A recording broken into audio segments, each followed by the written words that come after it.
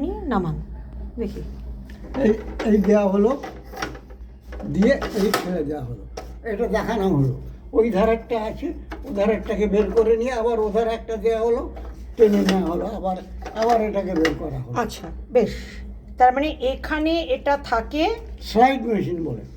এটাকে slide machine বলে।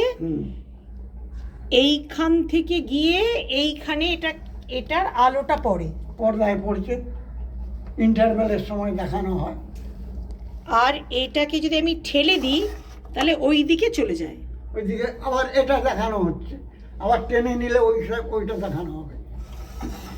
এইখানে একটা থাকে আর ওইখানে একটা থাকে, হ্যাঁ, দুটো দেখানো হয়। এটাকে কি বলা হয়? এইটা কি করে?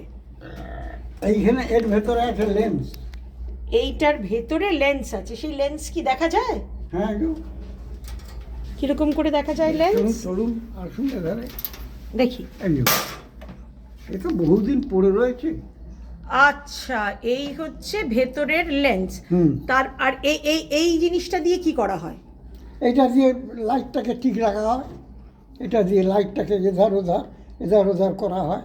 এটা সামনে পিছনে, এইটা উপর দিকে তোলা হয়, নিচের দিকে নামানো হয়। এইটা দিয়ে লাইটটাকে কন্ট্রোল করা হয়।